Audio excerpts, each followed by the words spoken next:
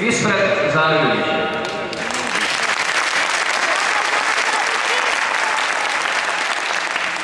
Ja sam Dero Vušić, bivši hođa, magistar društvenih i humanističkih znanosti. Ne nastupam u ličnom interesu, pomažem našoj omladini u Zavidovićima, jer imam 4 djece, od kojih je jedno diplomirani pravnik, drugo mašinski inženjer, treće doktor arhitektonskih nauka i ekonomskih dizajna i 4 diplomirani ekonomista svi bez posla.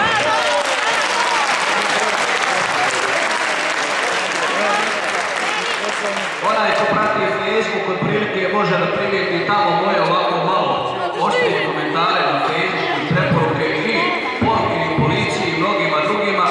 Jedan sam od pokretača protesta u Zavidovićima i već nekoliko mjeseci prozivam određene ličnosti širom Bosne i Hercegovine, iako je to već godinama. Jer od 2001. godine kako sam počeo prozivati, ja sam ostao bez posla i onda sam i ja nezaposlen.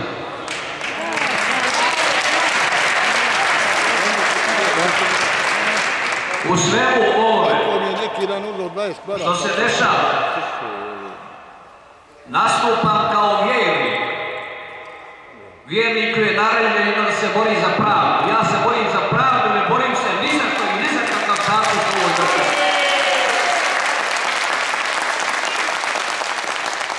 Navešću samo jedan primjer. Krivaje 96. godine kada je izvršen prvi početni bilans privatizacije, Krivaja je tada procijenjena na $269 milijuna. Sada je njezin bilans privatizacije 22 milijuna dinara, što znači, evo ako uzmemo negdje 30 puta jeftinija nego što je bila. Podružnjavanje Krivaje, koja je toliko vrijedila 94. godine, koja 19.2.1992. godine formirana kao dioničko društvo, imam registraciju od kantonalnog suda. Ona je oteta dioničarima, radnicima Krivaje, oteta 94. godine. Podržavljena i obezvrijeđena toliko da bi otišla za nikakve pare kako se sada prodaje. Gdje je radilo oko 16.000 ukupno ljudi, a sada radi ukupno oko 700 ljudi. Mi to nećemo dozvoliti. Mi smo 7.2. imali između 5 i 6.000 protestanata, relativno mirne proteste, da ne nabrajam, neki se preklapaju naši zakusti, odnosno naši prijedlozi. Ne znam kako je ja, jer mi smo izvršili sistematizaciju problematike i prijedloga, tako da je od opštinskog nivoa preko kantonalnog, federalnog, državnog, sudstva, tužilaštva, direkcije za indirektno oporezivanje i tako dalje. I svi problemi koji su vezani, odnosno naše zaključke za određenu problematiku, oni su upućeni direktno institucijama koje su nadležne za rješavanje tih problema.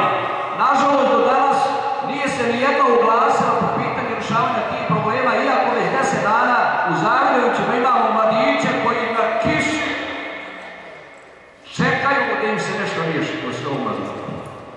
Ne znate da u Zavidovićima šatorsko naselje. Ja sam na osnovu od onoga tu.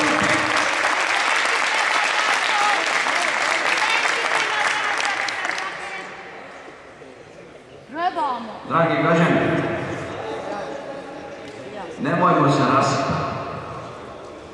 Jedan od zaključaka naših pored poništenja, rekao sam, mi smo već u 10 stranica poslali ono što je bitno.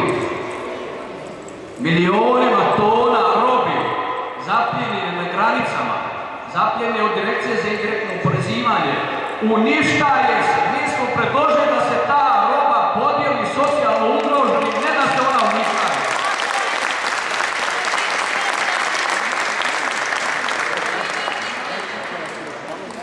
Odgovornost svi od 96. godine koji su u bilo kom obliku pljačke, korupcije, otimačine i tako dalje učestvovali, počev ne samo od direktora Krivaje, nego od svih zaposlenih u državi Bosni i Hercegovine.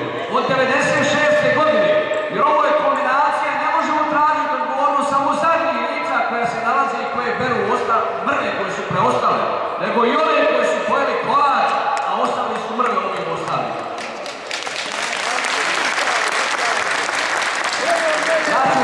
Svoje prijedloge, ja se izvinjavam, sada govorim nepotpuno ispred Zavidovića, ne vidim sebe nigdje, vjerovatno u budućnosti neću bi učestvovati u ovim stvarima, jer mi smo sve svojim mladima prepustili, mi stariji koji imamo iskustvo i određeno obrazovanje, smo njima kao servis na usluzi da im pomognemo da izađu i bore se za svoju budućnost.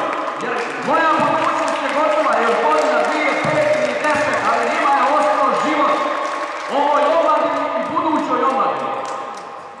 Iako sam poprilično razočaran angažmanom mladih ljudi.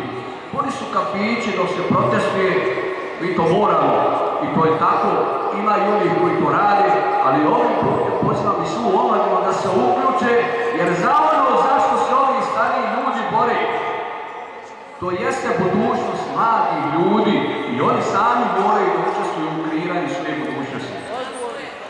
Tražili smo između ostalih zaključaka, kad ću dostaviti i ovom plenumu i dalje, da se izvrši povrat sredstava naplaćenih plata od svih administrativnih drugih radnika koji nisu izvršili svoje poslove, naplatili su plaće. Jer imamo primjera radi. U geodetskoj službi gdje podnesete zahtjev za urbanističku dozvolu, primao je plaću 2 godine, nije riješio urbanističku dozvolu. On je džaba rešavao, džaba je primao plaću. Zatim odgovornost svi koji su bili u raznim parlamentima nisu donosili zakone i propise koji su odgovarali građanima ove države.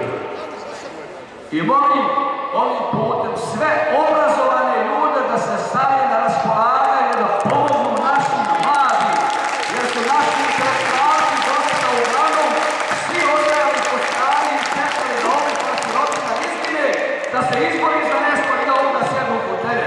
To se više ne smije dozvoliti, nama trebaju pošteni, ne samo obrazovani ljudi.